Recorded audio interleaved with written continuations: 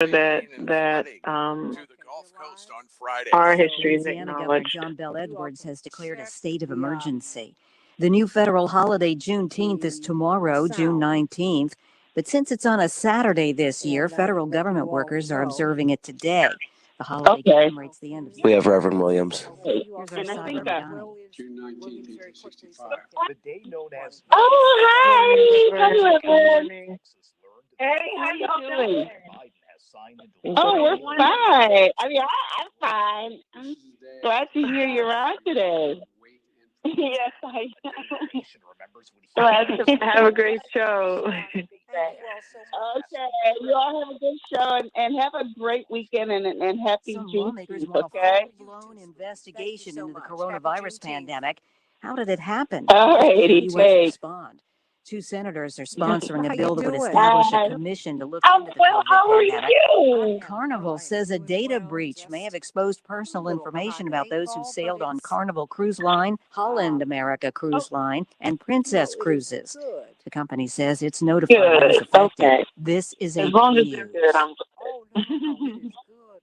Texas is joining a list of states dropping permit rules for guns. Here's our Ed Donahue. It means you can Celebrated carry a into gun slavery. in Texas without getting a Celebrated background Yes. check when we or found out training. that slavery Governor Greg ended. Abbott says it's about freedom That's and self-defense. These folks He didn't connected tell it to us. the How about fight with the that? Biden administration Right. over illegal migrants Right. across the Mexico border. You guys, There is a let's get need this story straight. for people to have a weapon to We defend did. themselves. Abbott says The this goes Union Army had against to the come federal in and say narrative. so. The government officials are saying, Ugh. heck yes, government is coming You know, to you take your see, guns. it's Texas very will we not got we let have that to happen. The recast. leader of the group Students We have Demand to. We're Action the ones says that have this to tell the callous and story. reckless bill is an Because you insult Oh my to God, every Texan Santita, who has been you affected do this by every gun Friday. violence. Every I'm Ed Friday. Donahue. I do. Mortgage I'm rates like, are what are you lower. doing? The average for a 30-year is down to Everybody you 2.9%. say the A same year thing ago, that it I'm was going to talk about. It's so 3.1%. perfect. A 15-year What did I loan is just up a say? little I bit love to it. 2.2%, You says said we've Freddie got Mac. to tell the I'm Mary story. Foley, AP News. Okay. We have to. We don't have a This is choice. 8:20 a.m. WCPT Willow Springs. I mean, a friend of And mine streaming who's worldwide at Jewish told me that he did this WCPT820.com. wonderful, We are wonderful Chicago's progressive talk, overview where facts matter. of Now, your of the WCPT820 Negro baseball Chicago team. traffic I mean, update. it is so thorough. It is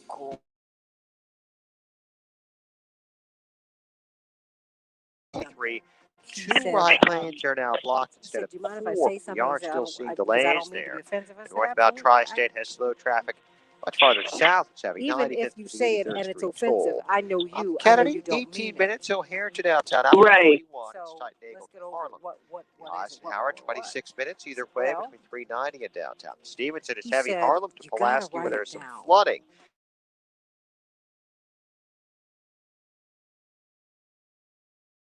Flooding around Black people don't Pulaski. write it Ryan, down. They 21 said minutes, Jews write 95th it to down. downtown.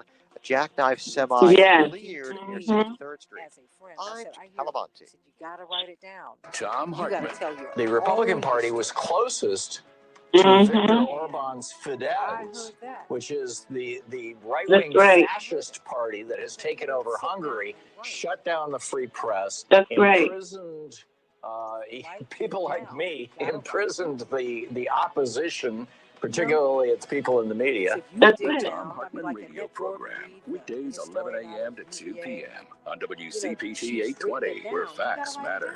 It's just, If there's your no family other. depends on your income and That's something it. happened to So you, everybody, what would hey, happen we're to talking them? about Juneteenth, You and need we're also life going to be talking insurance, about and SelectQuote One can minute. help you get it at a okay. price you can afford. SelectQuote found Jacob, me, 40, who's in excellent health, a and 10-year, just so that you know, $500,000 policy for I only also have the $19 clock a month. right here Not with in me, perfect health? just Don't so you worry. know. SelectQuote found Thank you Tanya, for 40, always who has reminding me. type 2 diabetes, a 10-year, $500,000 policy for only $32 a month. We shop companies like Protective, Prudential, American General, and others to find you the company with the best rates. Give your family the security they need at a price you can afford. For your free 30. 1-800-663-2211.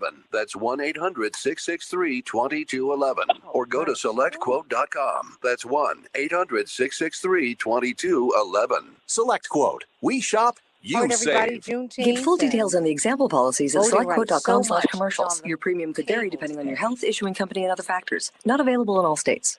This is WCPT. Here we go, 5 seconds. Facts matter.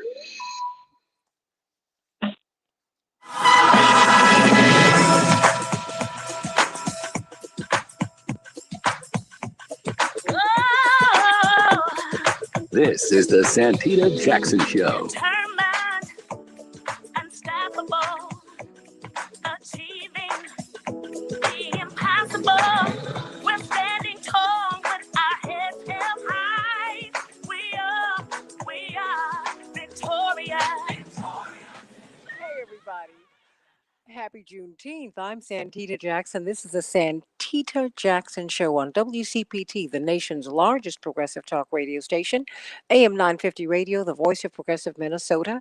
773-763 WCPT is my number. GWC Injury Lawyers gives you the opportunity to text me at that number as well. Call or text me at 773-763 9278 773-763-9278 or WCPT. Juneteenth, everybody, Juneteenth, the date that the enslaved black people in Galveston, Texas found out that they had been freed. We had actually been freed for quite some time in different portions of the country. So this is not the date, actually, that slaves were freed. This is the date that we found out.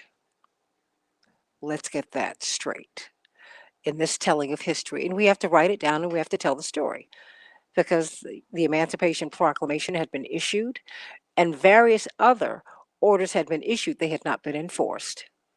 So the Union Army had to go into Galveston, Texas to let the enslaved persons know that they were freed. And maybe their masters knew, maybe they did not know. Now, I realize there's no internet then, but guess what? Somebody knew something and somebody didn't tell. So we celebrate Juneteenth, everybody. It's important for us to note. And so I want you to meet my morning stars over on the Santita Jackson and Friends page. The Santita Jackson and Friends page. I'm streaming on the Santita Jackson Show YouTube channel. And that is, of course, the Santita Jackson Show YouTube channel. Please like and subscribe. WCPT 820 also carries me. Reverend Jesse Jackson's page carries me. And I'm on LinkedIn. And on Instagram, Santita Jackson IG. So let us get right to it, everybody. We got a lot to talk about today, including Stacey Abrams. She said that she's okay with Manchin's compromises. Can't wait to talk about that. And we'll talk with Dr. D, Dwight McKee, about a documentary that's in part about him. Got a lot to talk about with Bishop Carlton, Pearson, and Jonathan Jackson. And, of course, Pastor Tisha Williams will be giving us good news. Let's get right to it. Chicago, 88 degrees, thunderstorms. We've already had a massive thunderstorm just less than an hour ago. And guess what? We also had an earthquake here in Chicago. Well, actually, it was in Indiana, but we felt it in Chicago. 3.8 earthquake. That is not inconsequential, everybody. That happened in western Indiana, and some felt it in the Chicago area. Ooh, heaven help us all. Minneapolis, St. Paul, 93 degrees and sunny. Ooh. The Dow closed down 210 points yesterday. The NASDAQ closed up 121 points. The S&P 500 closed down 1.8 points. The Twins versus the Rangers tonight. The White Sox, well, the Astros 10. Maybe they'll redeem themselves today.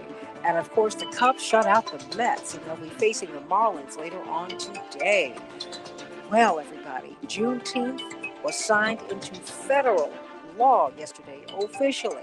President Joe Biden signed the bill into law yesterday commemorating June 19, 1865, the day slaves in Texas were told of their emancipation. Juneteenth is the first holiday to be approved since the Martin Luther King Jr. holiday, which was established in 1983. Indeed, there are 11 federal holidays, everybody. Since Juneteenth falls on a weekend this year, some state government offices may be closed today, although some people are saying it was a little too quick to turn around because it was just signed into law yesterday.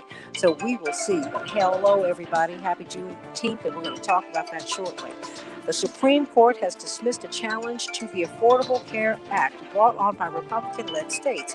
The justices decided that the opponents in this case, who urged justices to dismiss the entire 2010 law, weren't actually harmed by ACA provisions because Congress has reduced the penalty for failing to buy health insurance to zero. Remember, when the law was first written, there was a pretty steep penalty for you not buying into it. You had to have health insurance. Either it had to be provided by your employer, or you had to buy into ACA.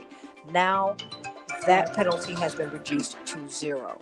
This was the third major challenge to the landmark health care reform law, and while the decision has preserved the ACA for now, there undoubtedly will be more Republican challenges, which is very interesting because ACA is actually a Republican idea. This comes from a paper from 1989 written by the Heritage Foundation, which is a conservative think tank, in which they outlined the Affordable Care Act. They tried to get Hillary Clinton to carry it over the line. She couldn't do it. But then Mitt Romney was able to do that as the independent Republican governor of Massachusetts. That's where it was first enacted. So it's kind of surprising to see all of these Republican challenges to their idea, everybody. So, former lifeguards in Chicago are describing decades of sexual abuse at Chicago's beaches and pools. These are women. 11 former lifeguards say supervisors or older lifeguards harassed or abused them with impunity. Oh my goodness, nearly a dozen women, 11, told reporters that there's been a pervasive culture of sexual harassment. I wonder if that happens all over the place. Illinois residents will finally get a shot, if you will, no pun intended, at the vaccine lottery. Would you get vaccinated against COVID-19 for $1 million? Would you? Let me know. Would you do it in Minnesota? Would you do it in Wisconsin? Would you do it all over, wherever you hear us? In Brazil, let me know. I want to know, would you take the shot just so that you can take a chance on the lottery? There are unplanned outages in Texas, everybody. They've hit the Texas power plants, everybody, just as they had outages earlier this year. They're having these outages in amidst this heat. What are they going to do? And they have been told by Texas officials, Texas citizens, that they need to be prepared for rolling outages all summer long in that Texas heat. They had to deal with it in the cold. Now they've got to deal with it in the heat. What's going on with our cyber world, everybody? Airline and bank websites went down yesterday in another major airline failure. Wow. Virgin Australia said in a statement on Thursday that it had resolved an IT outage caused by a failure at a global content delivery network. Maybe when they go to space, they'll find out what's going on. I don't know. Wow. Chicago. Yeah.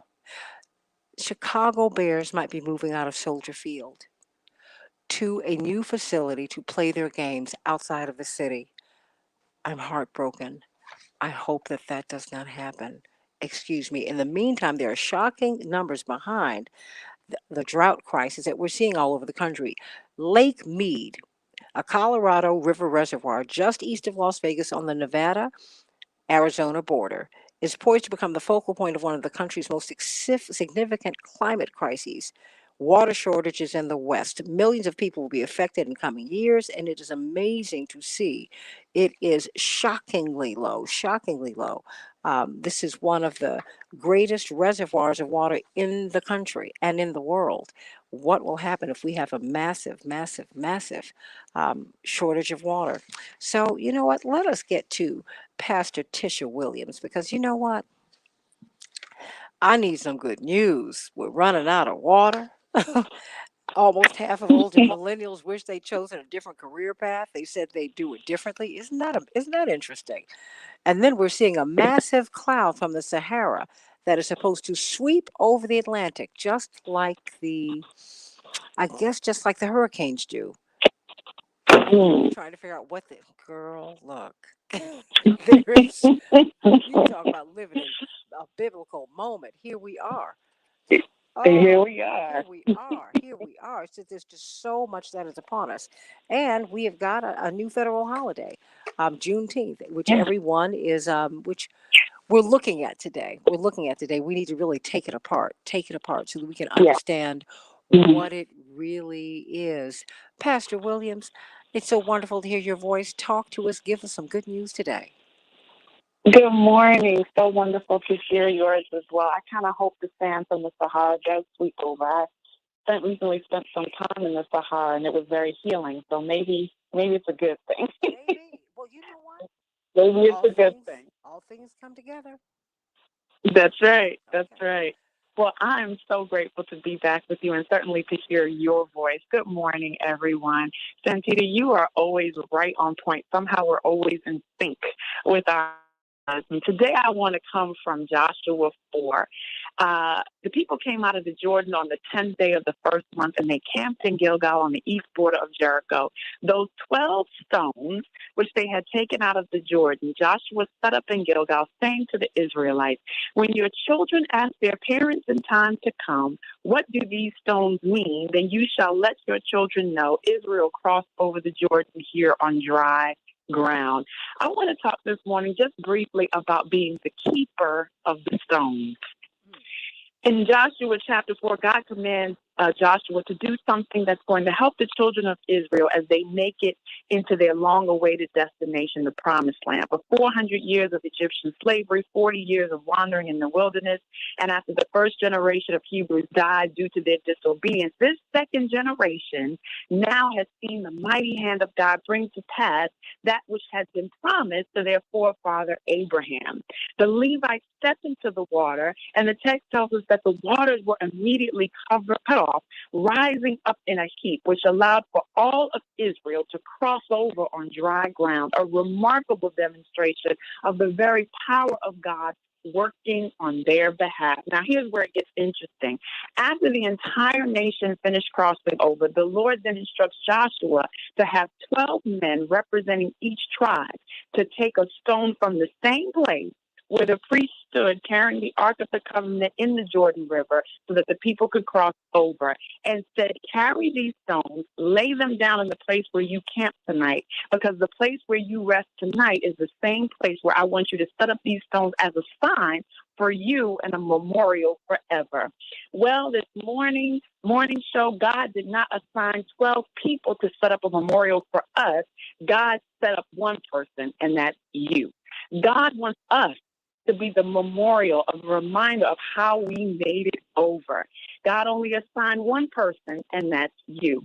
And I don't know about you, but when the Lord is supernaturally working on our behalf and changes our names and changes the course of our lives and delivers us from bondage and provides for us in the wilderness and the seasons of our lives and defeats the enemy for us and heals us and cures us and opens doors for us and makes ways for us and establishes a new future and promises never to leave us or forsake us, guess what, Santita? We owe God a stone. We owe God a monument to remember all that God has done for us, is doing for us, and will do for us. But I want to tell you today that your stone does not have to be made of rock. Your stone can be a journal. Your stone can be a song that you sing. Your stone can be a family recipe or a family ritual. Your stone can be a prayer that you pray. Your stone can be the palm branch that reminds us of Jesus' decision to come to die for us. My question is, what's your stone today? What's that one tangible sign or symbol that remains visible or accessible to you to remind you that God is mighty and has done great things for you? I want to make a suggestion. How about your stones become your story? Your story can be your stones. I love what you said, Santita. We've got to write it down. We've got to tell the story, because until the lion tells the story, the hunter will always be the hero. We've got to tell the stories, because when we don't tell the stories die with us. Our stones can be our stories, a memorial that we share with our children to let them know the great things that God has done. We've got to tell the story of slavery, the story of Juneteenth, the story of Tulsa, the story of 2020, the story of COVID-19. We've got to tell the George Floyd story and the Breonna Taylor story. You are the keeper of the stones. God is calling us today to be the ultimate stonemasons, using story-filled stones to build monuments to every moment in our experience. And in doing so, we will leave no stone unturned for the next generation. I'm so grateful today because we are being called to be stepping stones. We're called to be living stones, sharing our living and loving example with everyone we meet. We're called to be family stones, impenetrable rocks of our family. As we celebrate Father's Day, I know many people say they were rolling stones, but how about we be capstones, setting a firm example of fatherhood? We keep our nose to the grindstone, fully committed to the work that God has called us to do. Let's not be millstones bringing people down, but let's rise to be pillars of our community. We ought not cast stones, but rather be prepared to sling stones in defense of what we love. We are not pebble stones, but rather we are boulders in our lives, in our communities, in our families, and in this world. The stones found in this text are not for us, but for our children and the next generation coming behind us. And when we place our stones, when we tell our stories, and we have them in a visible place, there will come a time when our children will ask us, what do these stones mean? And we will be able to tell the story. I'm encouraging you as we celebrate Juneteenth, remember this. You are the keeper of the stones. And that's the good news. Amen, amen, amen, amen. And let us be mindful, this is Father's Day weekend, everybody. This is not a throwaway holiday. And our forefathers and foremothers are to be acknowledged today by everybody. But we're the ones who have to tell the stories. We need to stop waiting for other people to tell our story. No one can tell your story like you can. Nobody can sing those blues like you can. No one can sing that joy, that gospel like you can, because it's your story. Ooh, you got me fired up this morning. And I will stay right here. Of course, we got one of your favorites, Dr. Deborah Holden, this epidemiologist. We love her, Associate Dean of Public Health at Michigan State University. Brilliant, brilliant, brilliant. As we're looking at COVID-19 and how it's reshaping how we live. We're still trying to figure out how they're going to have those Tokyo Olympics. We're trying to figure out how we're going to get our children vaccinated. Should we not? How are we going to move the needle on this pandemic? I mean, and on this virus, which you said is endemic. You said, hey, it's in the system now, hon. So we have to figure out how we can live with it and protect ourselves. You know, they're trying to remove the mask mandates from airplanes. Do you think that's a good idea, Dr. Deborah Holden? I don't love the idea, to be honest. I really don't. And I shared with you, I'm in Florida. And so being here has been interesting because they don't have a mask mandate here. And so and I haven't been many places. I've mostly been at a friend's. But, you know, we went to dinner the other night. I've ordered a bunch of things since I've been here that got shipped to me. So I had to go to a store and buy myself a smaller suitcase so I could carry some additional things back with me. And it's been really interesting to be in a place where 95+% of the people are unmasked. Whoa. And then I look at the... Wait. Yeah. They're walking around Florida unmasked? There's no mask mandate here. So even with the discussion about this virus and this disease, Floridians are walking around where you are unmasked. The whole state. And the only people that I've seen with masks are a few older adults and a few... most of the people that I've seen that have worn a mask are the older adults, but it's less than 5% of the people that I've seen. And they're mostly older adults. I don't want to make it a race thing, so I'll just, it's mostly been older adults. And again, very few. And so, when I think about a plane, and I think about how close people are, and I flew to get here, the plane was full.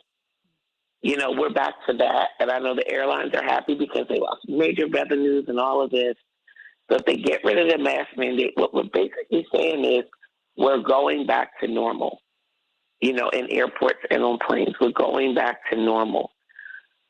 The community case rate has dropped substantially. I just am concerned about what happens. We're at this sweet spot right now. We've got to just get the spread down. And then truly, this will become something that we'll have to deal with every year. I think it'll be very much like the flu, as far as seasonality, et cetera. The difference being, obviously, this has a much higher mortality rate and causes a lot more disability and long-term consequences than does, the flu. So I don't love the idea. But I do think we need to be watching and monitoring in the states like Florida, where they don't have a mask mandate, what's happening in that state. Does it vary? Florida is a really interesting place because, Florida attracts a lot of tourism. So you would get a lot of people who are not even necessarily, Florida residents, but they don't seem to be spiking out of control, or their numbers don't, reflect that they're a hot spot. So I don't like it. The public health person in me wants to cry out, "Don't do it! Don't do it!" But the brilliant doctor, Deborah Verholden, knows with her sweet smarts and street smarts, you better be careful because that's the culture, right? And you don't want to get into a fight. I mean, because that's the thing. You've seen these fights break out on planes. People feel all kinds of ways for a lot of different reasons. Just don't call them QAnon and conspiracy theorists. Don't do that, everybody. A lot of people, because we're not having free and open discussions, this is what happens when you censor discussions, Dr. Deb. This is what happens. Yes. When you don't have a free and open flow of ideas. You remember being on the college campus, and Pastor Williams, when you limit the discussion, that becomes a problem. That becomes a real problem. People start going down a whole lot of different roads. So the final minute belongs to you. What do you want us to do? As many of us will, and some of us in our own way are going to be celebrating Juneteenth, and many of us will also, and I do hope that you will, be honoring your father on this Father's Day. You would not be here without him, everybody. What do you advise us to do as we might be taking our dads out to dinner, or at least seeing them if we're blessed enough to do that? Yeah, so I have a soft spot for Father's Day, as I was raised by an extraordinary father. My father was a black cowboy. He came here from Sapelo Island, Georgia, one of the Gullah Islands, and came here with very little and built a whole lot for his family and for his children. And so I'm going to be certainly celebrating him. But again, it goes back to story, and it goes back to, for me, ritual. I believe, especially now more than ever, now that Juneteenth has been declared a federal holiday, while some are excited about that, I think we have to look at the fact that now it has the potential to be watered down. And so we have to make sure that we don't allow Juneteenth to be watered down. And we create ritual, and we create traditions, healthy traditions around this holiday, and continue to 15 and celebrate it as our own, with boldness, with excitement, with the joy of Juneteenth. The joy. I don't want to. We should forget the joy of Juneteenth. This is a moment to celebrate and sing and declare. And so I'm encouraging everybody to do that. And the fact that it's now coupled right here in this season with Father's Day, I think that makes it all more beautiful. Amen. Particularly since many of our forefathers, once released from slavery, it has been recorded, it has been documented that they walked around the country for years looking for their wives and their children. Oh, our fathers do care for us, and you need to honor them. Back with more of the Santita Jackson Show in just a minute.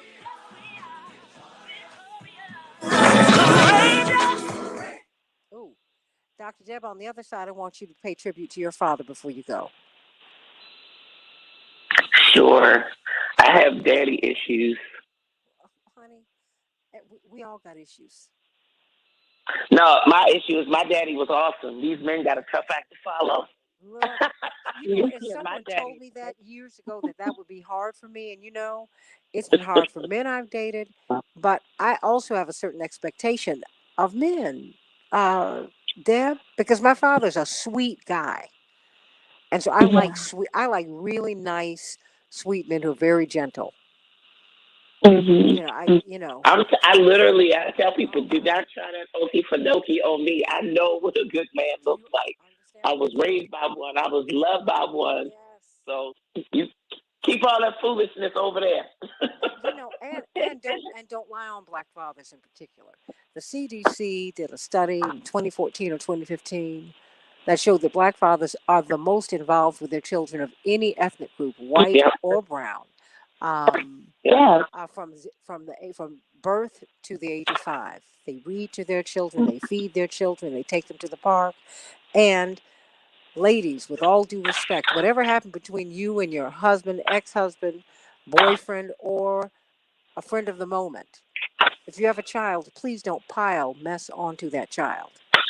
Keep it to yourself and try and get rid of it because it's hurting you.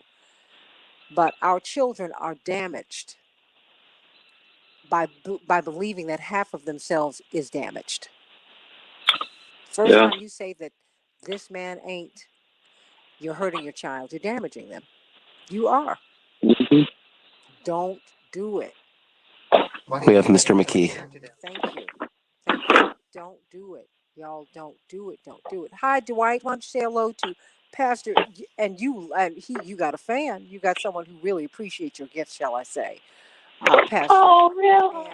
And this is also, and of course, Dr. Deb, who loves him to pieces. Who love me to pieces. Hey, Dr. Deb. Hey, Dwight. What is this documentary? I had to find out in the streets. What's the name of it? All our sons. All our sons. It's actually airing here tonight at Downtown Drive-In on well, you're not here, so, but it was at Tribeca last weekend. We all went to New York to see it. It's really a fabulous film about the work we're doing. Santita said you were in New York at a film festival for a documentary that you had a large hand in. I talked to him and I did not know this. How can we see it? Yes. They're distributing it now. It's really produced by Steve Jobs' wife, his executive producer, Lorraine Jobs, and Guggenheim. And it's really about the work we do, Pastor Hatch and myself and his son and our counselors on the West Side. We work with altogether about 100 kids we've had in the program, this residential program. Okay, but you know it really kind of turned don't bury the lead. Let people know what it's about. That you have a residential program, blah blah blah. And we're doing the documentary. But you, Dr. Deb, you can stay and Pastor, stay for a hot second because we're going to be talking. We've got any number of things to talk about here. But this is one of those things. Dwight's going to be with us until the top of the hour, and then we're going to have Bishop Carlton Pearson to talk. You know, he's from Tulsa. He understands Tulsa. 5 seconds. Everything. Whew. Stay right here, everybody.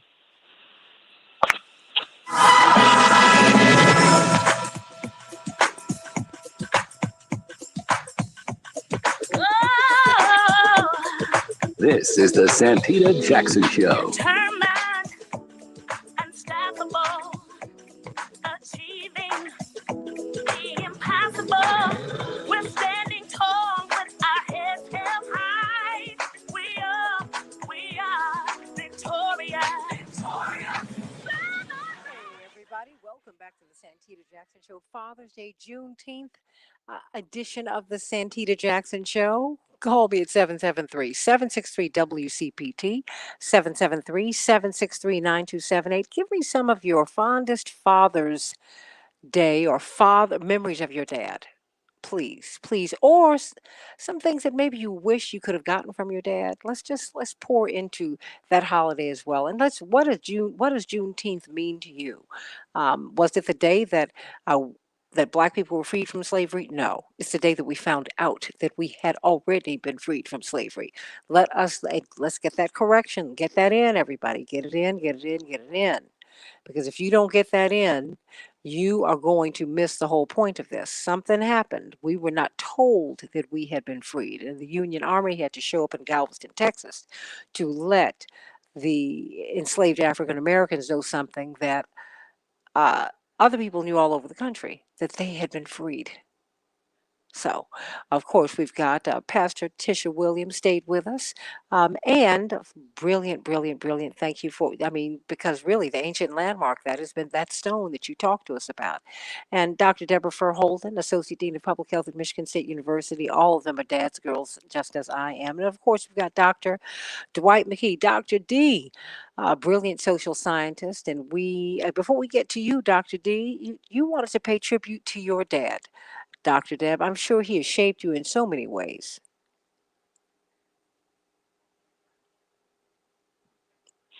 Dr. Deb? Oh, Dr. Deb, are you on mute? Oh, goodness. Well, we'll bring her back when we get back around to them. Dwight McKee, you have a documentary that um, that is about the work that you and Pastor Marshall Hatch have done. What is the name of it? And it was debuted at the world-renowned Tribeca Film Festival. Talk to me. What is the name of it, and what is it about? What is the work that you all are doing on the West Side?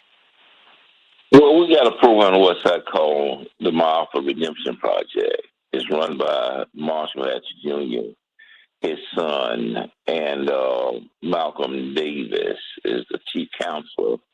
And we have a residential program. We have about 100. We had about 100 kids over time. Well, we teach them. We give them what we call the rules and the tools that equips them to deal with life, deals with precepts and concepts, employs them, and gives them a place to stay over a year where we really kind of reshape their thinking. That program started by me and Marshall Hatch and actually Lou Myers and Malcolm Davis. And so it's been very effective and very creative. Funded by, and as the film was funded, by Lorraine Jobs, who's the wife of Steve Jobs. And Ollie Duncan runs the entire program. So we're having quite a weekend. We're having that's tonight at the Shot Sound Drive-In on 43rd and on 23rd and Troop. But also tomorrow we're paying our homage to Hakeem Madhubuti, who's one of the great minds of this era. He was poet and is an actual publisher of Third World Press, which is the largest black press company in the world, and has been in existence 40 to 50 years. And so we're paying homage to him. Reverend Dr. Cornel West is coming in as the guest speaker, and he's going to put in perspective Juneteenth for us. And then on Sunday, they're paying tribute to me. It's my birthday, my 70th birthday weekend. And for fathers, ain't it something? If your daddy was saying that, something. And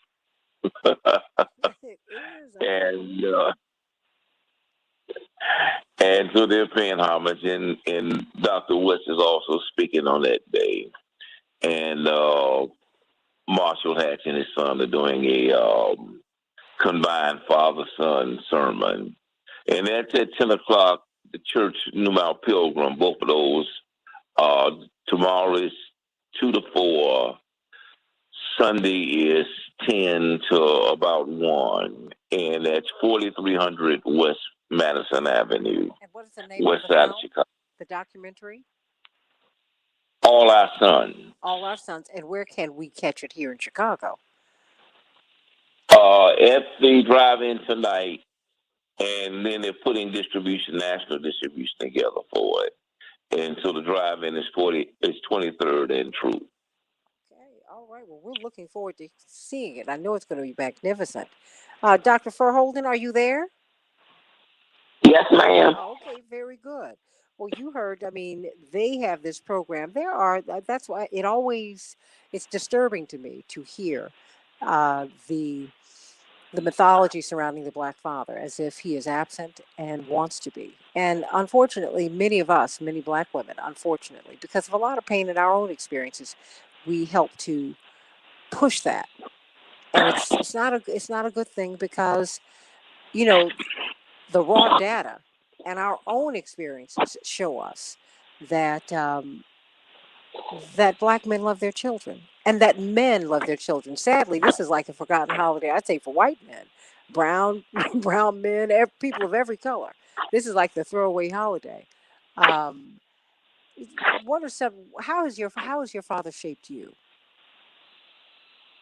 My father, I was saying on the break that I have daddy issues. And my daddy issue is I had an awesome dad. So it's a tough act to follow. I hear you. What do you mean by that? My dad was a family man. Both of my parents were one of 8. My dad was the youngest. He had 1 sister and 6 brothers. All of them had 5 children or more. My dad had 5. And so they all had 5 or more. I come from a very large family, and the role of men was not trivial, nor was it stereotypical. So, all of the men in my family worked, but my dad was also quite the cook. I'll never forget my stepmom was sick, and my mom was very particular about my hair when I was a child. She would every night brush it out, just braid it up and all of that. And I looked at my dad like, well, Dad, who's going to do my hair? He said, go get the brush, baby girl. I'll do it. He did everything. He showed up. My dad was a D.C. police officer. He actually, when he became a police officer back then, they walked the beat. So he ended up being a police officer in the same community where he grew up. And he walked the beat every day. He was very community oriented. He was very family oriented. I have this amazing memory of us getting pulled over one time by a white police officer who was very rude to my father. And my father was a captain. He died as a young man. He died at 37, and I was 14. But I know it was very, but I got a lot of daddy in me, and he surely gave me a lot in the 14 years that I had him. But the officer was so rude, and my dad just sort of complied with everything that he said. And then the officer comes back, and he says, are you Captain Fur? My father said, yes, sir, I am. He said, well, why didn't you say anything? We could have avoided all of this. And he said, I needed to teach my son how to deal with racist officers like you, and I'll be in touch with your captain as soon as I can. I mean, he was just like a class act. Like, he never forfeited his right to be a role model for us, to be an example. He was a human being, and he died as a young man. So I'm sure he had moments in life where he wasn't his best. I just never got to experience those. I just have just amazing memories of a very loving, kind, generous, family-oriented man. My dad gave big, sloppy, wet kisses, hugs, mended boo-boos, brushed hair, cooked, worked, showed up for events. I mean, he was, I think more of the norm, but that's not sensational for most people. Most people don't elevate those men. But I think my dad was probably much more reflective of the Black father than the one that often gets portrayed in the media or the one that we tend to talk about the most.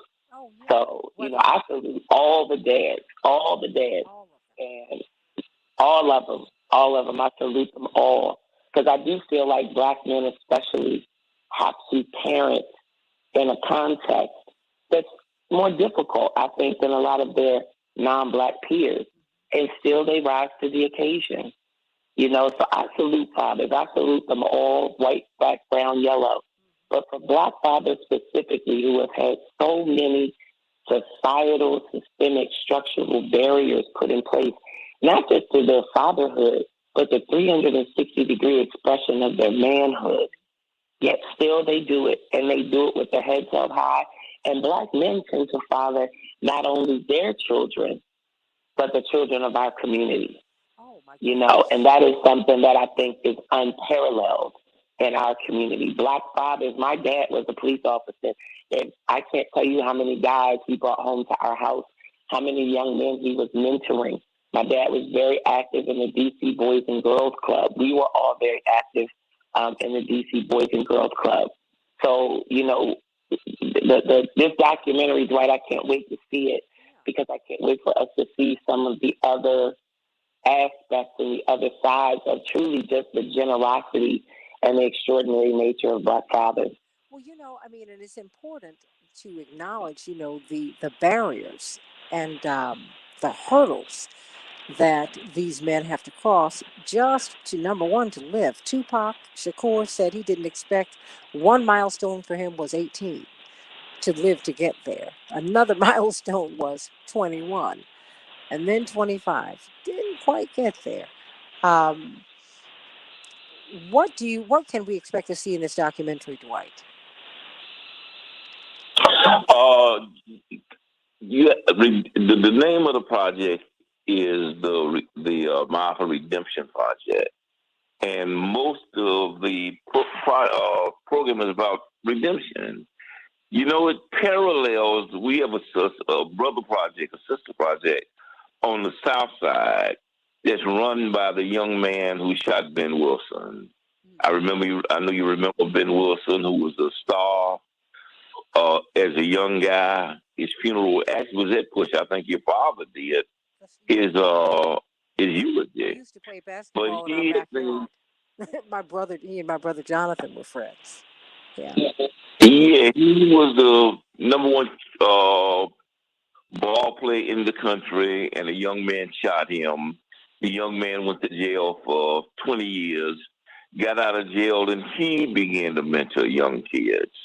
And so it really follows the track of two kids, one that we mentor and the other one that he mentors. And those kids, as they become, their lives actually change. You know, many of them find the Lord, many of them get baptized, many of them join church, many of them get jobs, many of them go to school and get their degrees. You watch them, many of them go from drug dealers to very productive citizens. And it's phenomenal to see how they change. With a little exposure, a little information. We actually take our kids on trips. We take them to Washington. Marshall takes them to Africa. We take them to Mississippi so they can see the landmarks that Rev talked about today.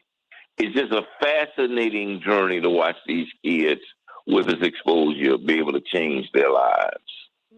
Let me go to Maria. Maria, what's on your mind today? Hi, good morning, everyone, and happy Father's Day and Juneteenth Day as well.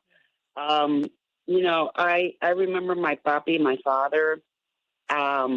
He was my cheerleader, you know, and he always encouraged me to seek higher education because he himself wasn't able to complete his education in Puerto Rico because his father died when he was young, and he became the man of the house, and he had to support the family. So he was put in an adult position when he was just a child. But he came to the States for seeking better life.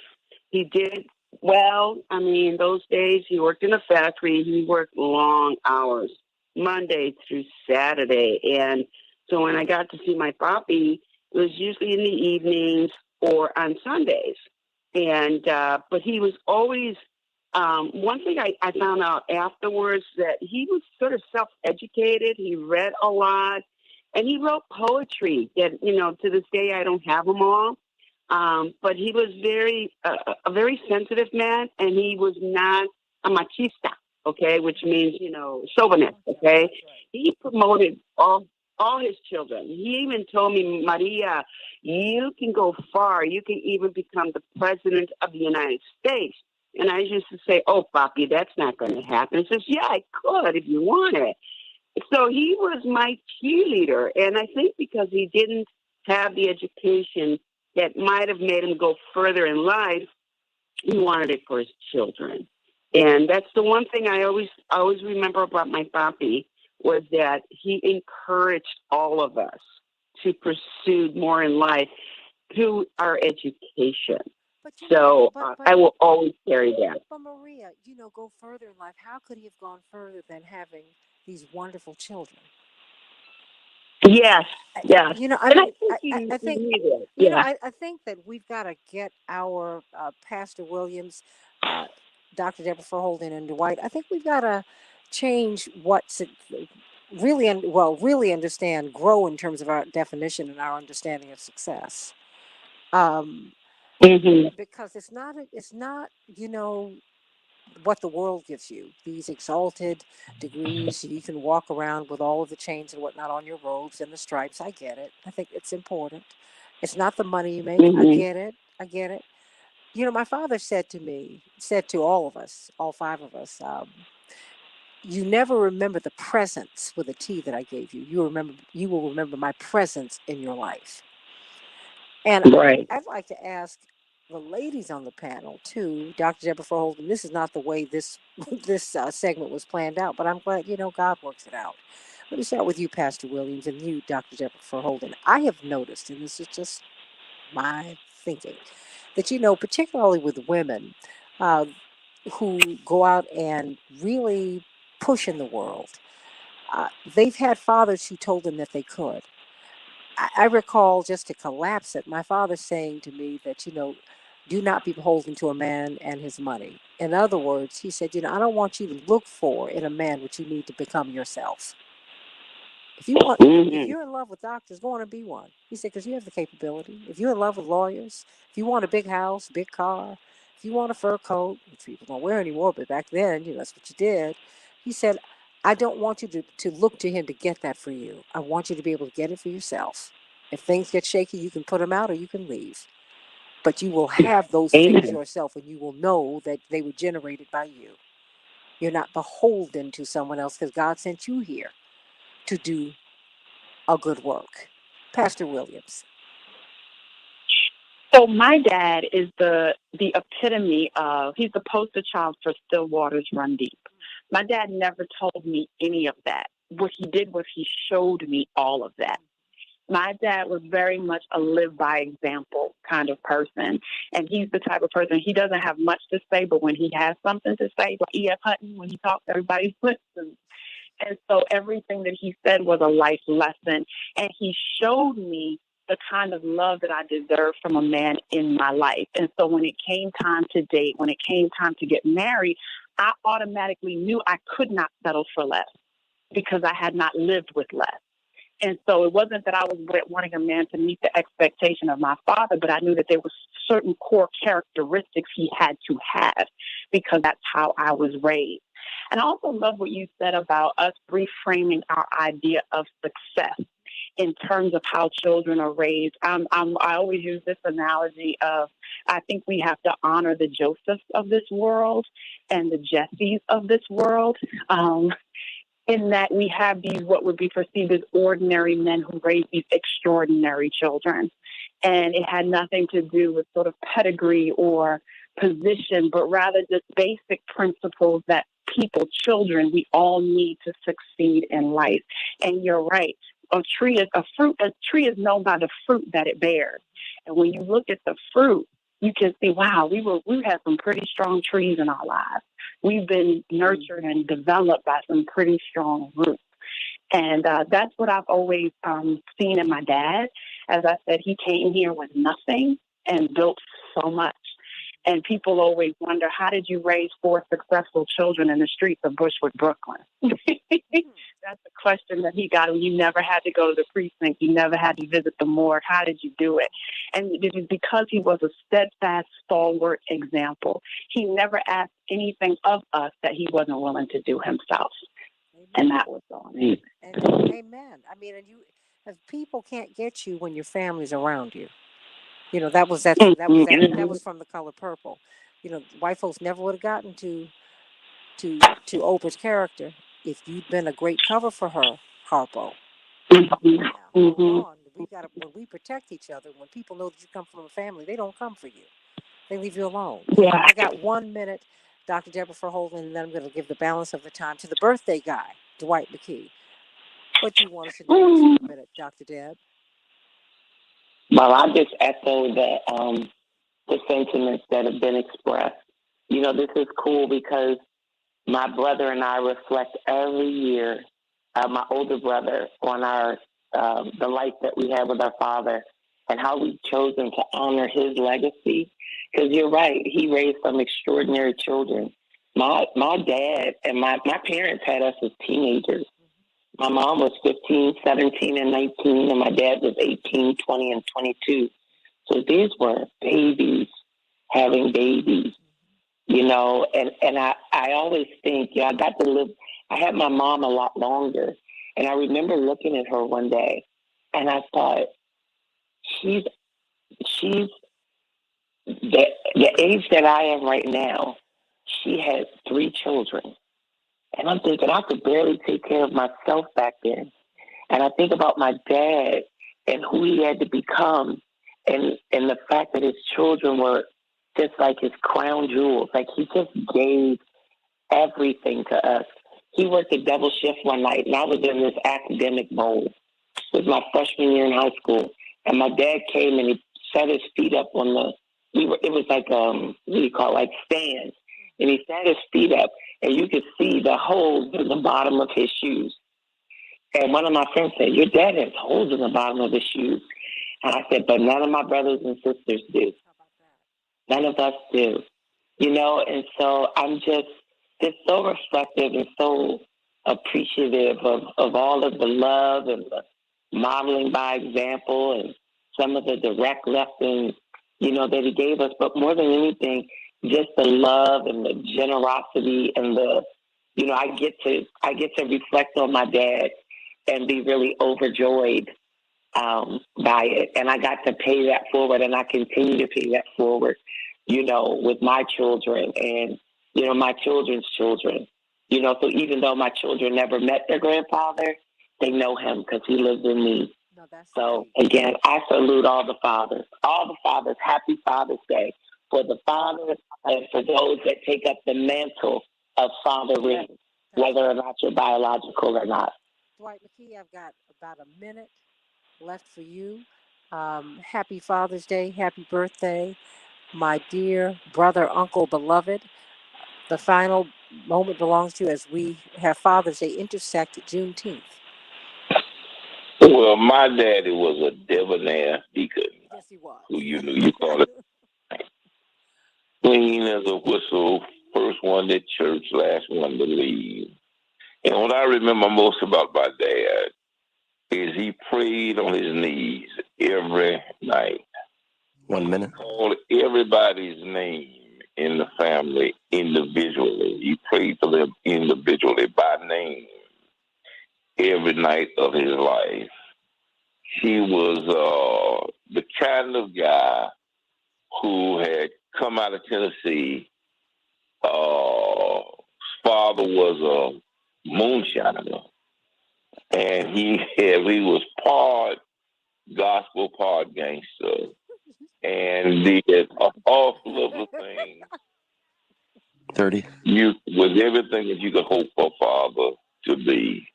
And the greatest thing he did is he made the right choice in who he spent his life with, because he married my mother. 15. Auntie Lois and Uncle Frank.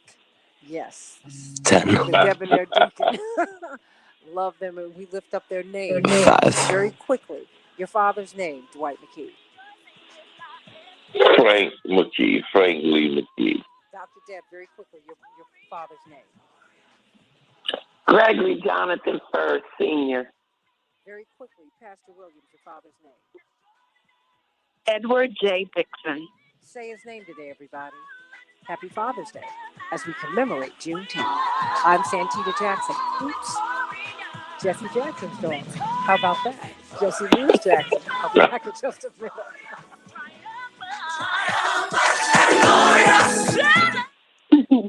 Thank you all so much. Thank you for that, Santita. Thank you. You're very welcome. You're very welcome. It meant so much. I am glad that it meant so much, because we've got to honor our fathers. Very quickly before you go, Dwight, tell everybody about this documentary and about what's happening on the West Side this weekend. West Side this weekend documentary tonight on 23rd and Troop at the Chi-Town Drive-In documentary, All Our Sons. Tomorrow, Mount Pilgrim, 2 o'clock, tribute to Hakeem Madabude, the publisher of Third World Press, guest speaker, Dr. Cornel West, and Sunday, my own little birthday party at the Sunday service, 10 to 1. Okay, all right, everybody. We love it, we love it, we love it. And the name of your documentary? All Our Sons. All Our Sons. Wonderful, wonderful, wonderful. How wonderful is that? We have Bishop Pearson. We love you, and we want to thank you for being with us today, Dr. D. Happy birthday. And Pastor Williams, happy Father's Day, everybody. And Dr. Deb, happy Father's Day. Love you all so much. I'm going to let you all go. Hey, Vanderlei from Brazil. And you all can say hello to to Bishop Carlton Pearson. before you leave. Okay. Hey, Doc, right here. how you doing? Good morning. Who am I speaking to? You're talking with Dwight. This is D. White. Dwight McKee. Hey, He is Yeah. of course, from the National Action Network, Rainbow Push, and you would have met Yeah. him here. And then you've got Dr. Deborah Holden, a world-renowned epidemiologist. Have to brag on all of them a bit. She came out of Johns Hopkins at 24 with her PhD in epidemiology. And Wow. they took her from Johns Hopkins to Michigan State so she could help create their School of Public Health. Dr. Deborah Holden, one of the world's renowned epidemiologists, and this brilliant woman of God, this anointed woman of God, Honor to me. Honor to me. Reverend Tisha Dixon Williams. Oh my gosh. Bishop? I had the privilege, Bishop, of being on the Beyond the Gatekeepers with you a few months back. So it's great to hear your voice. Oh, another genius. Wow, I didn't realize that we have so many amazing minds like yours that are bright and useful and of my day, but I'm just elated. Well, we are excited. I came from the 50s, so I've got to see a whole lot. And I'm proud of that. We love it. Yes. We love it. Yes. We love Yes. it. We love Yes. it. We love it. So I'm going to let them go so that we can go on Love you all. with this segment. I love you all so much. We love you. Rest of the day off. Thank you. Happy Father's Day, Bishop. Happy birthday. Thank you, everybody. Well. Yeah, happy Father's Day. Happy birthday, Dwight. All right, baby. Take care. Oh, yes. And Paul, just let me know when you get Jonathan. Continue to try him. No answer from him yet. I know, but just keep trying him, okay? Thank you so much. I'm trying him as well.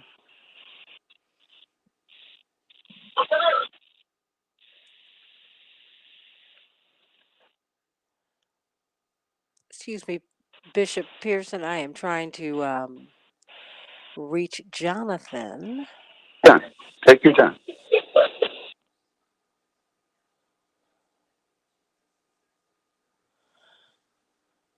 Because if we can't get him, Dwight would be a brilliant compliment. But I'm not worried about this. You are great.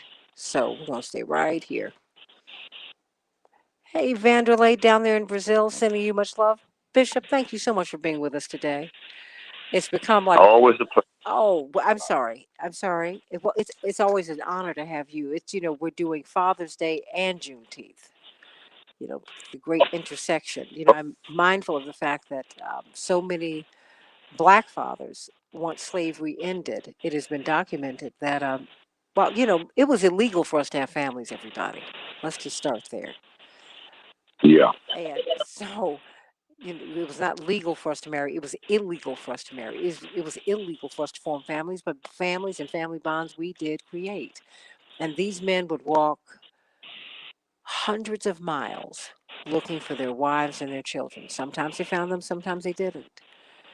But I think it's important for us to remember that. And not just for Black fathers, although Black fathers have had a particularly hard time in America. Let this not be a throwaway holiday for any of you, for your fathers, whatever your background, whatever your color. Don't do that. You need your father and your mother. You need your father and your mother. It took them both to get you here. And whatever wars your father and mother may be in, get out of them, because you will be the casualty. And we live in a father-starved culture, particularly as African Americans, but in the world, fathers always get the short end and are always considered. The word husband is really the two English words, house band or house bond. But we've not been able to function that way culturally. It's always been up to the mother to keep things together, to be the glue that, and it often is the case. 1 minute. And over the years, consistently denigrated and vilified to the man cave. Go back and find your little place of solitude and lick your wounds because everybody thinks you're an enemy, even though everybody loves you, but they don't necessarily like you.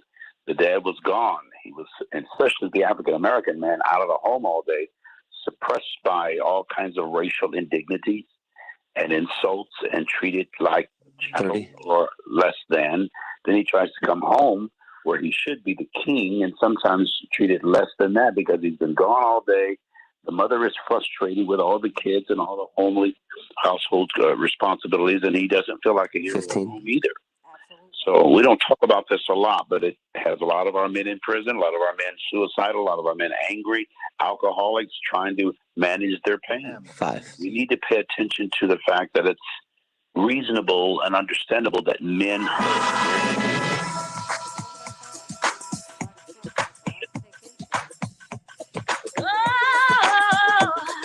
This is the Santita Jackson Show. Determined, unstoppable, achieving the impossible. We're standing tall with our heads held high. We are victorious. Welcome to the Santita Jackson Show. Happy Juneteenth. Juneteenth is a date that African Americans in Galveston, Texas, found out that they had already been freed. They had not known, and the Union soldiers had to go into Galveston to inform them that their status had changed, although no one had told them. We're going to talk about that with Bishop Carlton Pearson. Of course, this is intersecting the Father's Day holiday. We're going to talk about that too. I think it bears a lot of discussion because Black fathers have been under attack. They function and labor under the mythology that they don't care, that they're not present. The CDC had a study about 6 or 7 years ago that showed that the most involved father in the United States of America is the Black father. And so they're not doing badly, whether they're married to the mother of their children or not. They are involved or they desperately want to be involved. And so let's talk about all of that today. Let's talk about all of that today on the Santita Jackson Show. And please call me and share some of your thoughts about Juneteenth. What do you think about Juneteenth? We're going to first explain to you what it is and how do you feel about it. This honors our ancestors. Are you going to have a barbecue today? Are you going to have a moment of remembrance? Let's talk about that. 773-763-WCPT, 773-763-9278. GWC Injury Lawyers gives you the opportunity to text me at this number, 773-763. 9278 773 763 9278. What do you think? How do you feel about Juneteenth? Let me know if you feel that it's a good thing. 14 U.S. representatives voted against this bill, voted against this holiday. So we're going to talk about that with Bishop Carlton Pearson. 773-763-9278. And of course, Father's Day, which was initially started to honor a single father, a father who had been widowed, who cared for and loved his children. Got to reframe all of these holidays, everybody. Let's get to some of these headlines so we can get into this intriguing conversation. Chicago, we will have a high of 88 degrees. We've already had thunderstorms, everybody. Minneapolis, St. Paul, a high of 93 degrees. It will be sunny. The Dow closed down 210 points yesterday. The NASDAQ closed up 121 points. And the S&P pretty much held steady, losing a point, 1.8 points. And of course, the Twins versus the Rangers today. The White Sox, well, they didn't fare too well against the Astros. The Astros 10, the White Sox 2.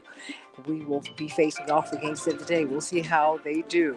The Cubs shut out the Mets 2-0, and they'll be playing the Marlins today. Sending my love to Bab Balelli today. I didn't know you were leaving town, Bab. I love you, but Nina organized a wonderful, wonderful bash for you, and Pearl and Mark and Lorraine and Maria. All of you came together and gave our Morning Star a great send-off, sending you much love, Bab Balelli. But of course, he's still part of the Morning Stars. Everybody, did you know there was an earthquake in Chicago? Well, we felt it in Chicago. It was in Indiana, 3.8 on the Richter scale, everybody. So I hope that everyone is okay. Oh my goodness, Juneteenth. What does that mean? Well, it was signed into law yesterday by President Joe Biden. We're going to be talking about that in a hot second. This is the 11th federal holiday that we have. We have not had another federal holiday signed into law before. The last time we had this happen, it was 1983, the Martin Luther King birthday holiday. Well, the Supreme Court has spared Obamacare from yet another GOP challenge by a 7-2 vote. The court said the challengers did not have the legal standing to sue because they did not make a strong enough showing that the law harmed them. The decision also suggested that it would be difficult for any challengers to try again using the same legal theory. Two of the dissenters, at least two of the three, two of Donald Trump's three appointees on the court, um, joined. Well, this is how they voted. Brett Kavanaugh and Amy Coney Barrett joined the majority. The third, Neil Gorsuch, dissented. It's very interesting that the GOP is challenging ACA because it's actually a Republican idea. This came from a 1989 position paper from the Heritage Foundation, which is a conservative think tank based in Washington. They constructed the Affordable Care Act. They knew that we needed to move toward a universal single-payer system. They said this is a way to keep the insurance companies in business because, of course, Harry Truman tried to have a universal single-payer system. He was unsuccessful in the 40s. And so Hillary Clinton could not get it over the line. Mitt Romney was able to enact it as an independent governor who had a Republican lineage in Massachusetts. And then finally, President Barack Obama was able to get that into law. We're having power outages in Texas yet again, like they had this winter. It was cold then, it's hot now, and people are saying you better be prepared for rolling power outages while we are having record heat. In Australia, Virgin Australia said in a statement on Thursday that it had resolved an IT outage caused by a failure at a global content delivery network. It put down airlines and banks in Australia. What's going on with all these cyber attacks, everybody? My heart is broken. Let's hope that this does not happen. The Chicago Bears might not be playing in Soldier Field anymore. That's right. There's a consideration by the owners of the team to go to build a place in Arlington Heights, about 35 miles outside of Chicago. How would you feel about that, everybody? I don't know. And then what's happening in Lake Mead? This is one of the largest reservoirs in the Colorado River Reservoir, just east of Las Vegas. It is on the Vegas, Nevada, it's on the Vegas, Arizona-Nevada border. And it's one of the largest reservoirs of water in the world. It is at a dangerously low level. You've got to see the pictures, everybody. It's amazing. And we're watching a very, very strong cloud come from the Sahara Desert, everybody. It's a satellite photo that I saw, and I saw it on AccuWeather. Dust has kicked up from the Sahara Desert and is being carried by trade winds, and it's going to be floating clear across the Atlantic Ocean toward the Caribbean and Florida. It's a dusty air, and they said they don't know what the impact is going to be. Let's talk with Bishop Carlton Pearson. Of course, the gospel of inclusion. Indeed, he is one of the foremost figures in our religious and cultural life over the past 40 years. I just can't even imagine life without him. And so, but he is a Tulsan. He is from this part of the country where, the Juneteenth has been something that Black Texans in particular have embraced, and Blacks in that part of the country. It's something that many of us did not pay attention to until President Trump was going to go there last year. And then we started paying attention to Juneteenth. Let's just put it where it is. Well, what is Juneteenth? Juneteenth, many are saying this is celebrating the end of slavery. Actually, no. This was a date that Union soldiers made the announcement in Galveston, Texas, that slaves had been freed. They had actually been freed for some time, but they had never been told. So this was the date that Black people found out that they had already been freed. I don't know, it seems like there would be a sermon in that, Bishop Pearson, but I'm so glad that you are here to talk to us about Juneteenth and about fatherhood. I know you can see the symbolism and all of that, and I'm so excited about that. Oh my goodness. Welcome to the show, as always. Always a delight to be with you, my precious sister, and one of the most refined minds and representations of a powerful, Black, smart, intelligent, articulate female. You really are setting a pace and putting the bar really high for millions of young women, period, but Black people in particular, women who see you as a princess, a queen, and an example of what is possible and what is expected of us in the future. So you represent a historical shift for our people, just as importantly, if I could say this, as Juneteenth. And a lot of that's because of your father. Happy Father's Day to your father, one of the last remaining of the pioneer voices for civil rights and human rights in this country. And even though slightly muted and sometimes slurred, that voice and that mind of the Reverend Jesse Jackson will go down in history as one of the most pivotal minds and men in American history, particularly, but not exclusively, African American history. So happy Father's Day to you for being the daughter, you and your 4 siblings, to this wonderful couple, your mom and dad, but particularly your father on Father's Day. My grandfather is the first person I heard Juneteenth from. He could not read, Santita, and he couldn't write well. He would put it. I remember at 84 years old, he was living with me, and he signed a paper in the document in the hospital just a few weeks before he died, and I saw him use an X. He couldn't write his name, which was Gilbert Johnson, and but he always had money. He always worked. I worked beside him. And I heard about it when I was 14 years old at a service station that he and my dad eventually owned. And he said, what y'all gonna do by Juneteenth? He was from Texas. He left Texas by hiding under an old Model T truck because he had gone to buy some meal at a white-owned little grocery store there near the area of the indentured servants. His mother was a slave. His grandmother was a slave, and grandparents. And the man charged him an amount that he couldn't afford. He said, "Oh, I'd do better than that across the street." That's the way he talked. And the white man said, "Oh, the hell you are! You ain't gonna. I didn't climb up here to get this thing and bring it down here for you not to pay for it." And he said, "I ain't paying for nothing," and walked out. And my grandfather had a little bit of a temper, and within minutes, they had a group of men in a truck going to lynch my grandfather. And his mother had him to hide under the bottom of a truck, and they drove him out of town.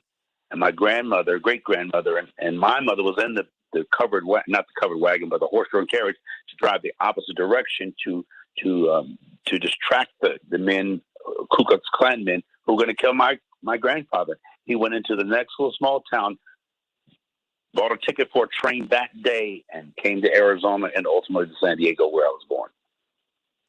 But I was working near him, sitting by him right across the street from my junior high school. What y'all gonna do for Juneteenth? I remember him saying, I said, what is Juneteenth?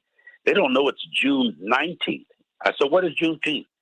He said, I don't know. We just celebrate. I said, well, doing what? Well, we had food and party. Mama just told us it was Juneteenth. He couldn't even tell me what it was.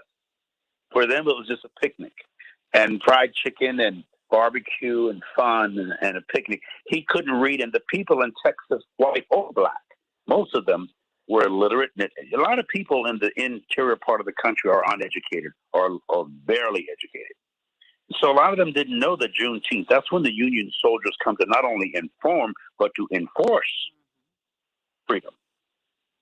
Because the Texas, which had only been annexed to the United States 20 years prior, and that's where the slaves used to run into, because it was Mexico. So they could run into another country 20 years earlier and be freed.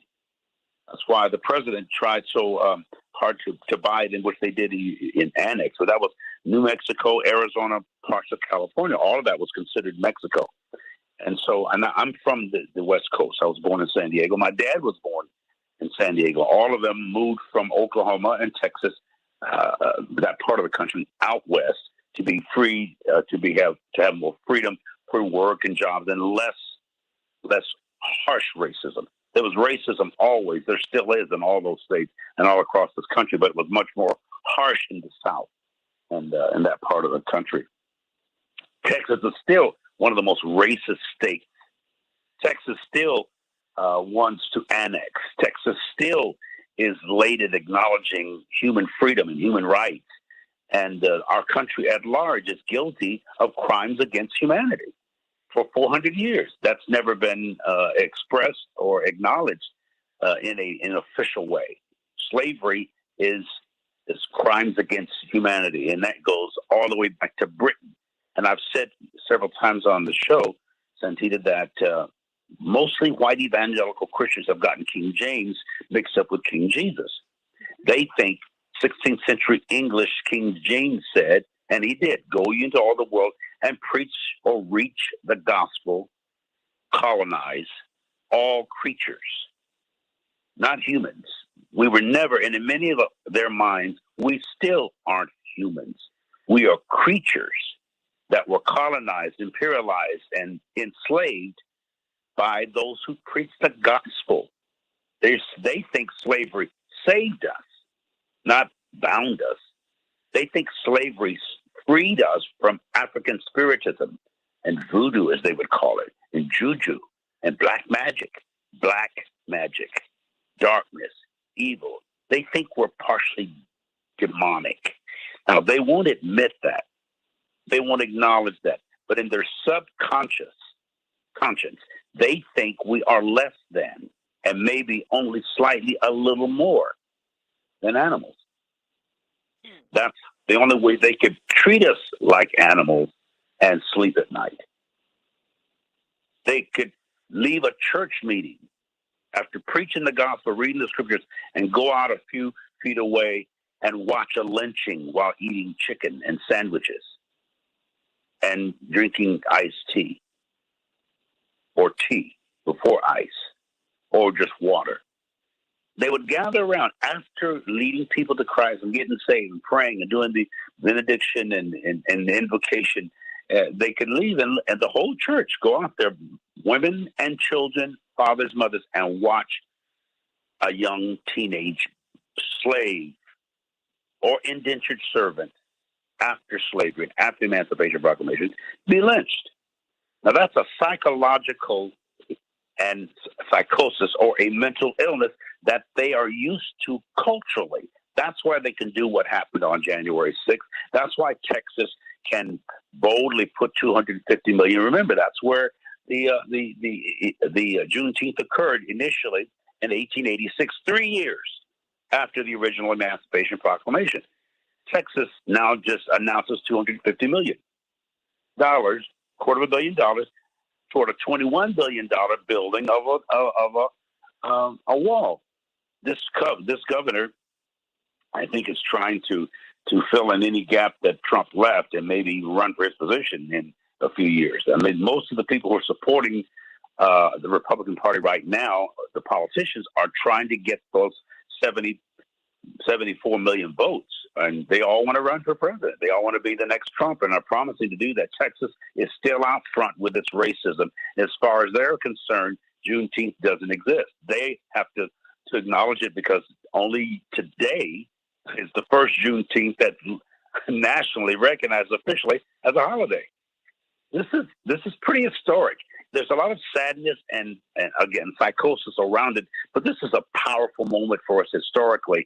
And there are certain people, 2020 was the most vicious, violent year of psychological and biological warfare in American history.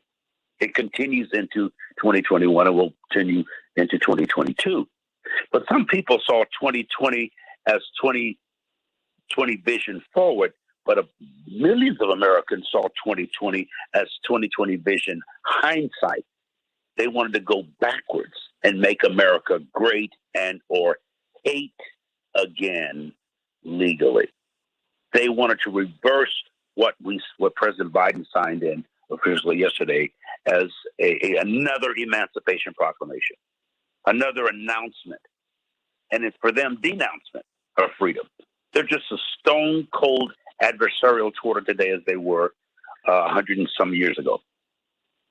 They'll never see us as their equals in general. Now, there are millions of white Americans who don't embrace the Trump mentality or the racism and all the indignities. There are millions of Americans, including other ethnic groups, who are saying, we are a free people. We insist on freedom. We're going forward. We're not going backward. We're not going to hate again legally. And they could hate legally. They could lynch us legally. They could rape us legally. They could beat us legally. And many of the fathers as we would, again remember Father's Day, Santita, were humiliated in sadomasochistic ways and had to be sexually raped in front of their wives and children sometimes. Wealthy white slave owners would humiliate men sexually and embarrass them and cause them to become more subjugated and submitted to white rule. And that's why I think one of the reasons the Black church in particular is slower at accepting the LGBT community, because it represents not just sexuality, it represents humiliation and denigration and vilification and assault and rape. And you just like Black folks in Tulsa didn't speak of the riot. We were traumatized by it, PTSD. We were silenced psychologically about it. We couldn't say. Many of our great grandmothers could not say what happened to their husbands. And if you ask them, they'd say, "Hush your mouth, boy. Leave it alone, baby. You don't just be quiet. Mind your own business." They didn't want to talk about it. They were traumatized to see their husbands and fathers and sons raped by other men and humiliated. We kind of accepted the fact that the women were raped. So Father's Day is not always the happiest day. We don't have a lot of happy memories. We're not only a father-starved culture, psychologically, fatherhood has been denigrated in this country. That's why this whole idea of men caves. Men have never felt, even in our community, a part of the family. We were working and sweating and being humiliated. I saw my dad come home from work many times. My dad was dyslexic. He had struggles reading, but he barely finished high school. And he would come in the door. My mother used to sew creases in his pants so his uniform looked more dignified than janitorial. He was a man of integrity. He paid his bills. He wanted to wear a uniform to work rather than, an ironed, creased shirt and pants, so that he felt better about himself and his kids felt better about him when he left the house. He didn't leave ever in shirt and tie, as millions don't, Black or white. 30. But he wanted to establish his own personal dignity. And so he'd come home from work having been humiliated. My dad taught, trained 3 foremen when he worked for Conver there back in the 50s and 15. Making airplane wings for World War II. 10. But because he didn't have a high school 5 education, a completed high school, he never was elevated or raised to get even decent minimum wage. No, he was below minimum wage in those days. But he taught and trained 3 white foremen to supervise him. Hold that thought, because that is the position in which we find ourselves. We're joined by Jonathan Jackson, one of your mentees, national spokesman for John. as we talk about Juneteenth and Father's Day, everybody. Wow. Santita Jackson Show, 773-763-9278. What's your thoughts on Juneteenth and Father's Day on the Santita Jackson Show?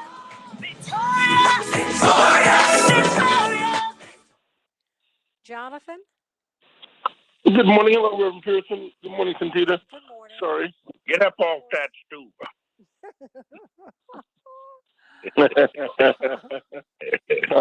Time to go plow the field. Like they said, the 3 things men do: you get up, you shit, shower, and shave. Reverend Pearson, I was glad to hear your family history, and we kind of had mixed emotions about it. The pain and the horror that you're able to, and you've been gifted with being able to express, know, and have the ability to share without any sense of shame. And the hurt behind it was how many people feel that in their souls but don't know any of their history. And and don't know why they feel it. They don't even know where it came from. Yeah, that was the pain I felt in knowing your story. That one time when I was teaching, we were talking about history, family businesses, and I asked people how many knew their grandfathers. I didn't even start with their fathers because that number was very low. How many knew their grandfathers or their great grandfather? And maybe 10% of the class could do this in a predominantly black setting, or know a story of their great grandfather, or anything from their great great. The hands went down. There was one African child in the room. His hand stayed up. And then I asked him 3 greats. His hand stayed up. And I asked him how far could he go back with his family ancestry. And I think he could go back almost 15 generations from the village he's in. And the class was just mesmerized. And I told him, no, that's common in quite a few places. We can trace their ancestry back 100, 200, 300 years. The students were just... How old was this? Wow. He was in his 20s. So, you know, and it's very typical in those African cultures, even if you live in Lagos, you don't say you're from Lagos. Even if you're born and raised, you know your village. And that's always home. And people just adopt the city they're growing up in now in our country. They don't know. They don't even identify where they came from. I was at the Apple store yesterday and asked the guy, where's he from? He said, I've been in Chicago for 4 years. But I said, where are you from? He says, Cleveland. And but he was describing himself from Chicago. I was like, oh. He didn't even know what the question was. Move on. Mm-hmm. I think that was a concerted effort of the white man's psychology to break our connection with our past and make us forget.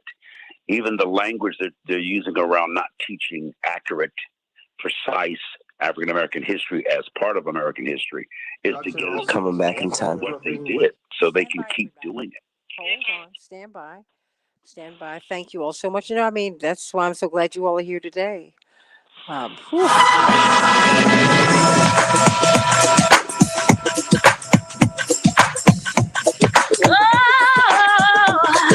This is the Santita Jackson Show. Determined, unstoppable, achieving the impossible. We're standing tall with our heads held high. We are victorious. Welcome back to the Santita Jackson Show, WCPT 820, the nation's largest progressive talk radio station, and AM 950 radio, the voice of progressive Minnesota and people all over the world. Sending you much love to the north, Dave Dowling and Vanderlei Cardoso. Sending you much love to all of our brothers and sisters in Canada and down in Brazil and every place in between. Please continue to like and subscribe on the Santita Jackson Show YouTube channel, and come on and meet the Morning Stars on the Santita Jackson and Friends page. I'm sharing it with my dad today, Reverend Jesse Jackson Senior page, and of course on LinkedIn and on Instagram, Santita Jackson IG. We've got the iconic, prophetic Bishop Carlton Pearson, the gospel of inclusion, as he's talked to us about Juneteenth, about fathers. It's all coming together. And then Jonathan Jackson, my brother, beloved, my actual brother, is who's a father of 3 children who are all in college. God bless them. God bless them. He and his wife have created a beautiful family. And Jonathan, as you look at Juneteenth, you know, President Biden signed this legislation on Thursday, and immediately it's a federal holiday. Immediately. This is the first national holiday established since Dr. King's holiday was established in 1983. And we thank John Conyers, the congressman, may he rest in peace, out of Detroit, for standing in the well of the U.S. House of Representatives. The day after Dr. King was killed, he was still the most unpopular man in America. And he said, we need to have a national holiday honoring this man. And he did not stop until that happened. We thank Stevie Wonder for all of his help, but that was started by John Conyers. Jonathan Jackson, Juneteenth, what does it mean to us? What do we know and not know about it? Thankful for your program, Santita, and what you're pushing out this great information. And I was just in awe listening to Reverend Carlton Pearson's message of his family that ties in to Juneteenth. I think when we put all these pieces together, I'm seeing a consistent thread that ties it together on America's betrayal to the African American, to the Native American community. I am glad that President Biden has recognized Tulsa, having had the courage, the character, the fortitude to go to Tulsa. Once you are the opposite of love, our father, Reverend Jackson, has told us, is not hate, it's indifference. Pretending not to see, simply not even caring, not even acknowledging. We're having to be acknowledged first. And in the spirit of Dr. Carter G. Woodson, what he talked about in African American history, he never saw it set apart and aside. Think of it from his perspective. When he got to Harvard and started reading the history, he was very cognizant of the Negro Act of 1739, where it was illegal, starting in South Carolina, for blacks, for African Americans that had been enslaved. I like to say Americans that were of African American ancestry were enslaved, were denied the opportunity to be educated by law, forced by law. And so our history became propaganda because there was so much deletion and distortion of our participation as a people. And his goal simply in starting African American history week and month was to make American history whole, to stop the deletion and distortion. He even saw a day when it wouldn't be necessary because we would be included on the pages to tell the whole story, to make the truth.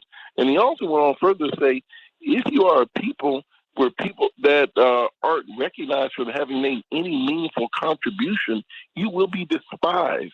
So he simply wanted to make American history whole.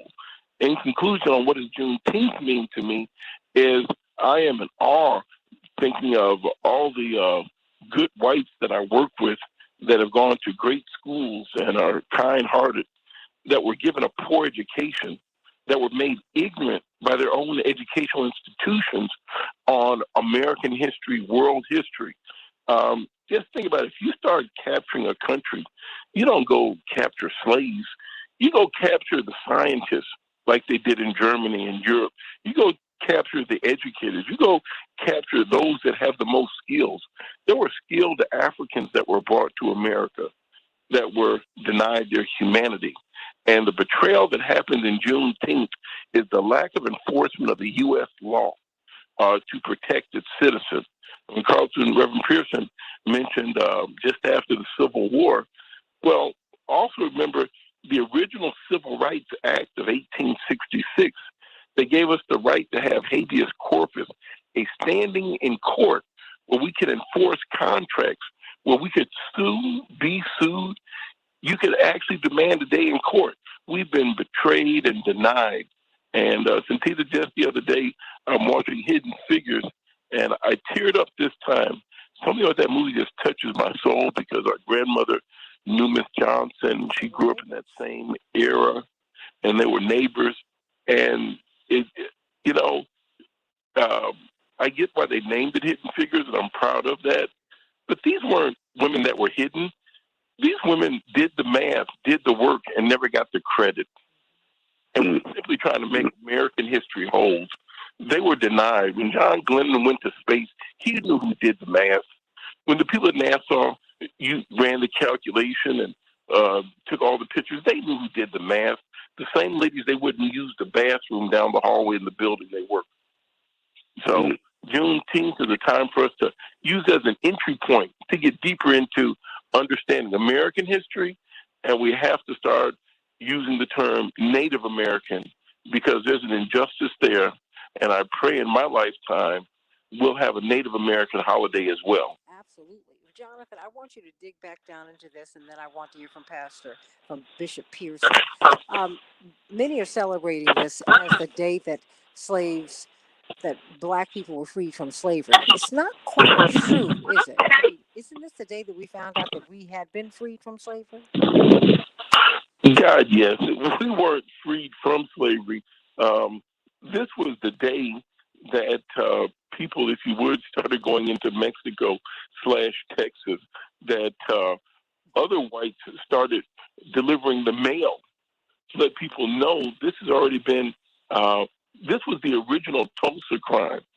They wouldn't let the people in Texas get the newspapers to notify. They wouldn't let people in Texas get any mail.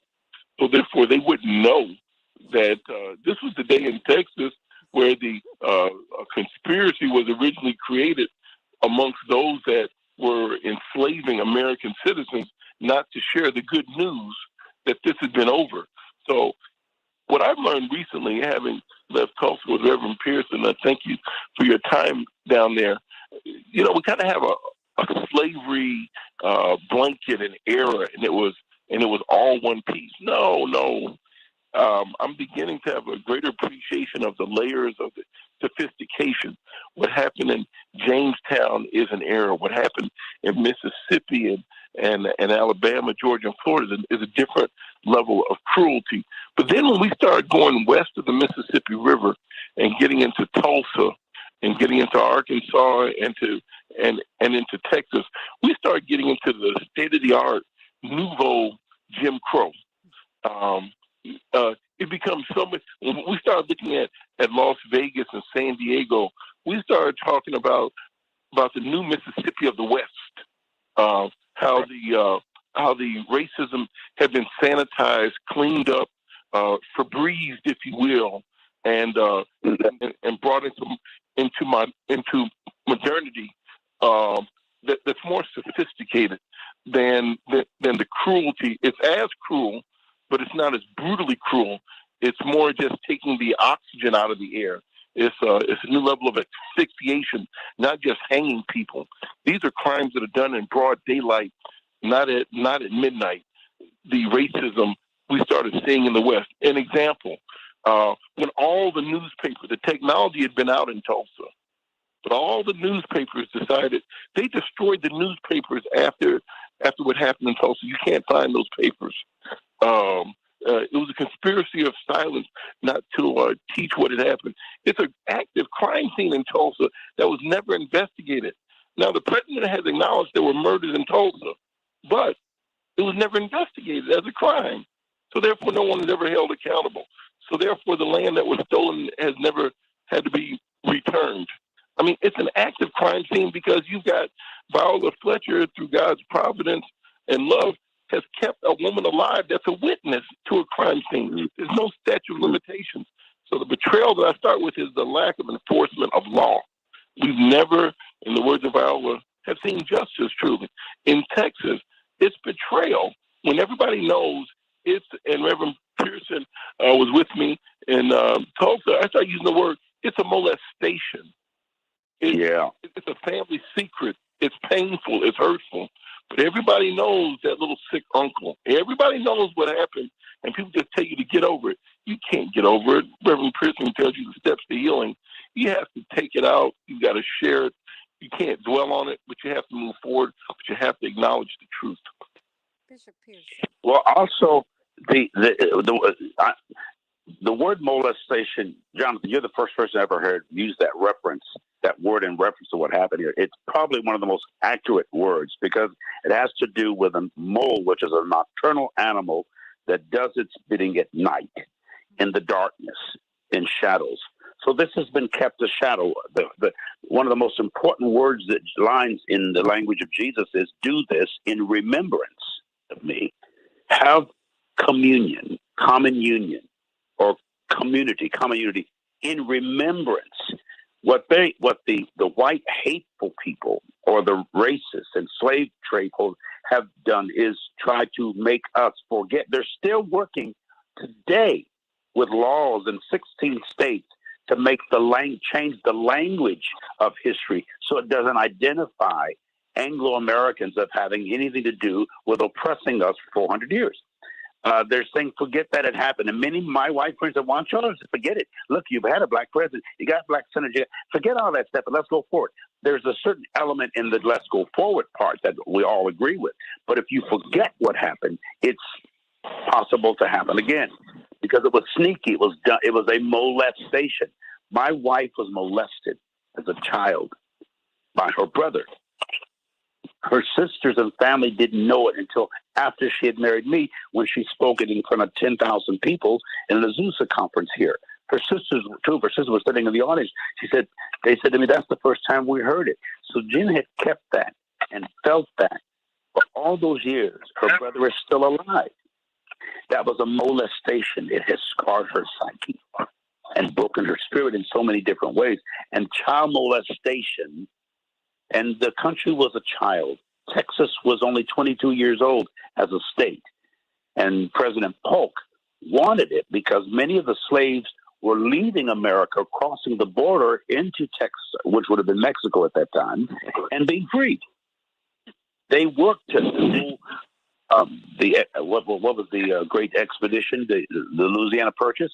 All that had to do with getting Arizona and Mexico and southern parts of California into the Union so that they could keep slaves who were escaping. The Emancipation Proclamation was a presidential proclamation. It was an executive order, as many people scarcely know, issued by the President Abraham Lincoln. But that was September 1862. The Juneteenth folk and my grandfather's relatives didn't learn about it till June 19th, 1886. Again, as I said, my grandfather didn't know that 'teenth meant 19th. I don't know what it read. I said, what did you do? I don't know. I said, well, what did you do? Because my grandfather, living in California, recognized that nobody celebrated Juneteenth in California. His people in Texas did. We'd never even heard of it. My mom knew very little about it. So when he said, y'all go celebrate Juneteenth, see, school got out June 1st.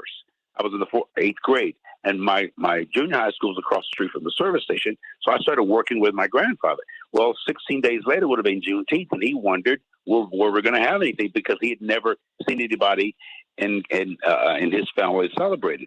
And my grandfather didn't talk a lot, but because I got all those days for a whole summer to sit next to him serving those cards, I asked him questions about everything. And he just went, that's my mother's father, and she's his only child. And he just went through all these stories. And I laughed, I cried.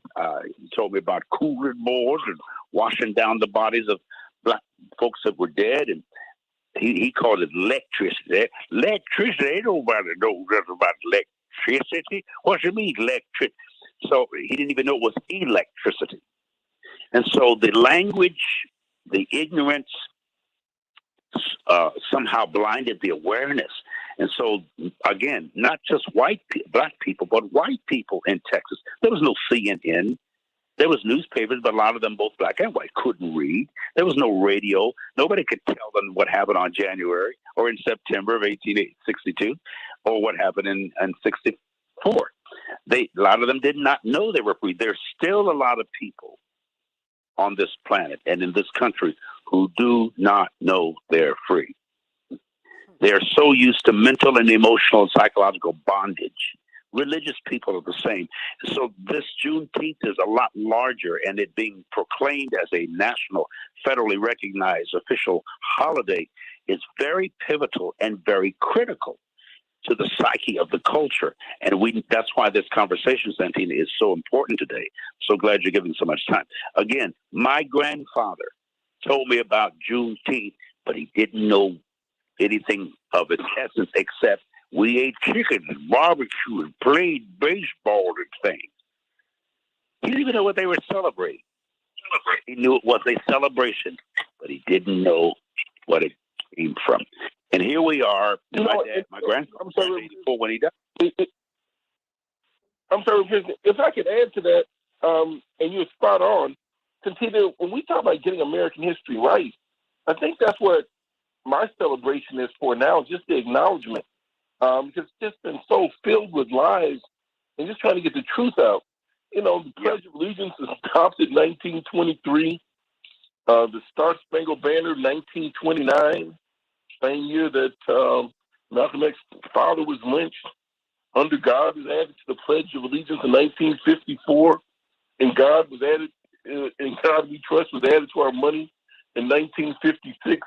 We're trying to think these are these were profound forefathers that had a great vision. No, this thing's been redacted, added to, paste, glued together.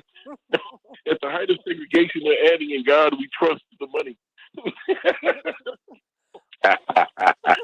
Well, let me ask you both about these 14 House Republicans who voted against this bill. I mean, and their reasoning, according to GOP Rep. Chip Roy out of Texas, was, quote, "This name needlessly divides our nation on a matter that should instead bring us together by creating a separate Independence Day based on the color of one's skin."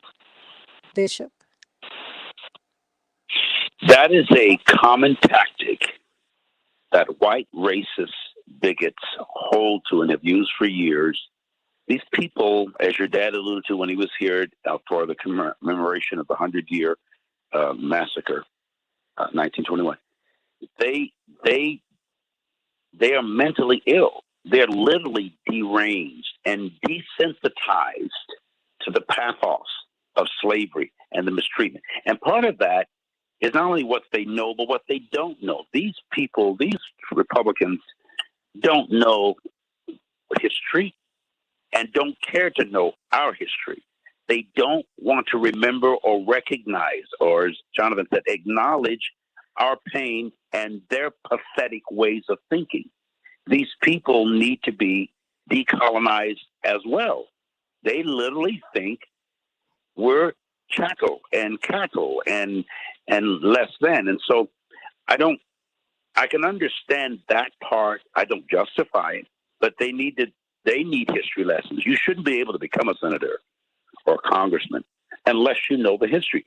I guarantee, I would bet money that 90% of members of Congress have not read the Constitution, don't know anything about the 13th Amendment, have no idea what it means, are not aware of the history of slavery, because it's not only been hidden from black folk, it's been hidden from white folks. This is the 21st century, 200 years since. These people don't know it.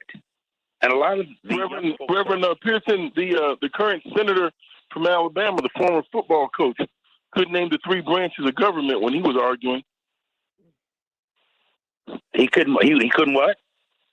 Oh, couldn't name the 3 branches of government. Yeah, he was confused. Yeah. He's almost like a President Trump. And they asked him about his favorite book, and he said The Art of the Deal. They said, a book that you didn't write. How about another book? He said the Bible. He said, well, which book in the Bible do you like? He said, I like the whole Bible. I know. I heard that. But see, there's 2 kinds of ignorance. One ignorance is to not know. The other ignorance is to not notice or to ignore. A lot of people in Congress do know, but they ignore. So they're ignorant people. They deliberately, intentionally ignore. But a large portion of leaders in our country, including professors and teachers in our schools, elementary, junior, and don't know the history. There's many white people and there are black teachers in Oklahoma who don't know the history of Wall Street. And incidentally, I would add this so the audience could know. Everybody's talking about repair. These people don't plan to repair. They plan to repeat what they did. They're not going to repent or repair or replace. They're just going to repeat. That's what's happening in Texas. That's what's happening in the legislature in the state of Oklahoma. And a lot of these races, they plan to repeat what they did. They'll never repent, and they won't repay. So I'm saying to black people, and I'm talking to some very powerful ones who are of means, we're going to build a second Wall Street, but it won't be just on Greenwood in North Tulsa. It's black successful people across the country who are doctors and lawyers and entrepreneurs and business people. Even if it's a lawn business or a cleaning or hair business, whatever your business is, perfect it, enlarge it, expand it, make it a millionaire, billionaire entity. Have them across the country. Here in Tulsa, we're going to rebuild Greenwood or rebuild Black Wall Street because the first one was built without white people's assistance. Well, hold that thought. Hold that thought. You know what? It's Father's Day. I've got about 2 minutes before I get off the air. Jonathan, I'd like for you to, uh, Father's Day.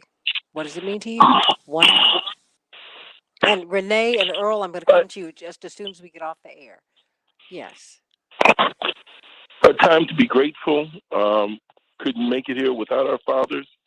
A time to be thankful for the sacrifices that were made. And I would tell you, it's in the Bible that we have to honor our mother and father. For those that did not have the opportunity to know your fathers, grow up with them, you can correct the course. You can be a better father to your children than the man that might not have been there for you. I look at all these great athletes out on the basketball court, even the ones that didn't know their father. They couldn't have gotten there with those genes without their father. I pray that they get over their pain. And I see so many men doing great things on that court that are great fathers. I sat at the courtside, the Milwaukee game the other day with the running back from the Green Bay Packers, and see these black men at courtside with their children. Just made my heart glad. So I would tell all men, forgive yourself, love yourself, be the best man that you can be. Don't curse the dark, or get over the pain as best you can, and live life going forward, not backwards. Be a better man, the man that you wish you had growing up, and the shortcomings that we've all had as fathers. Forgive yourself and make the most of every day with your wife, your brothers, your sisters, your mother, and set the example. Happy Father's Day. Bishop Pearson, I have 1 minute. It belongs to you. I remember as a kid that got my grandmother, my godmother, my mother, we always got flowers and cakes and took her out to dinner and bought her stuff. But on Daddy's Day, Father's Day, we gave him a pair of socks with some drawers or something. Like it was never something special. And he would say, or my grandpa, oh, that's all right. Don't y'all worry about me. I'm all right. The whole attitude of 1 minute good in our culture needs to be expanded, because from all areas we have denigrated fathers, mistreated them, been angry at them. That's this whole man cave thing, is men trying to get away from the torture and torment of high expectations and very little appreciated. Men don't necessarily want to be cherished; they want to be just appreciated. And on Father's Day, show appreciation. Show him that you recognize that his efforts 30 count, and I adore my mother. She's living with me now at 91 years old. But Daddy said when he on his deathbed, take care of your mama. But I heard that all my life, take care of your mama.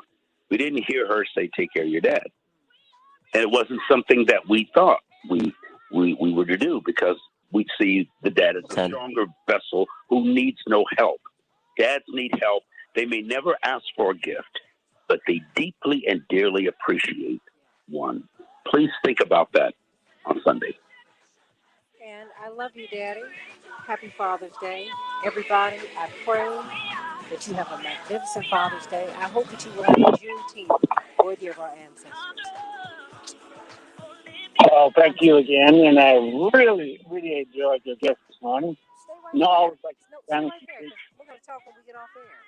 On behalf of the Santita Jackson Show, this is Jesse Lewis Jackson Sr.'s daughter signing off. Happy Father's Day, everybody, and have a blessed Juneteenth.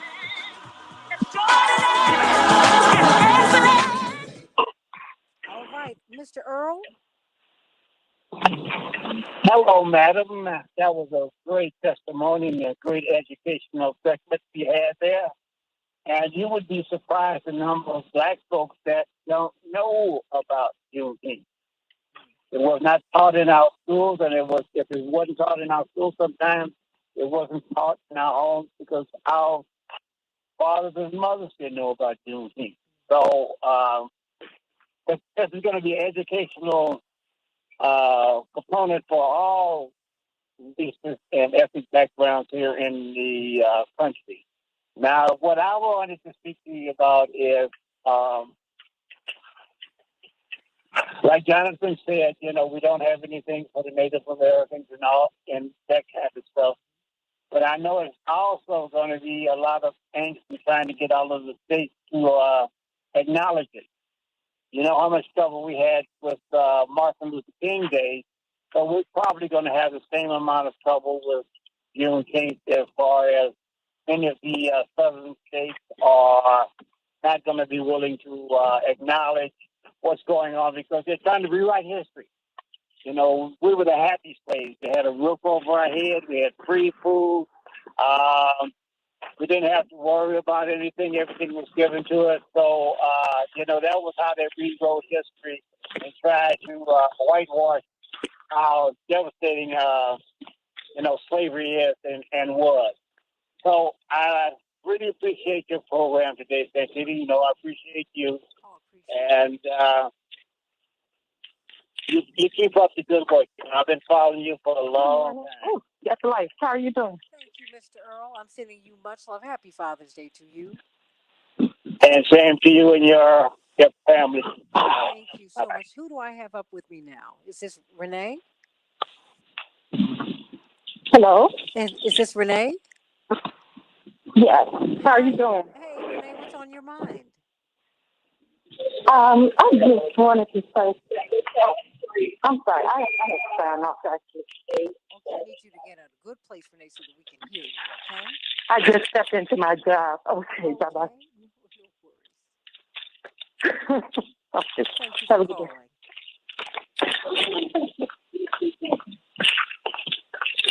calling. Renee? I think I hear you walking. Are you walking, Renee? Okay, do we still have Renee? Okay, well, you know what? Oh, I was hoping I could hear from Renee. She called in from her job. But Jonathan and Bishop Pearson, I want to thank you for being with us today. Paul, do we still have Miss Renee? Renee dropped. Thank you for letting me on, Santita. I apologize about the delay. No I will worries. see you a little bit later. I'm glad that you Love were you, with Reverend us Pearson. today. Jonathan, do you have anything else you'd like to say? Is there anything you missed? No, not at the moment. Bishop Pearson, why don't you close us out?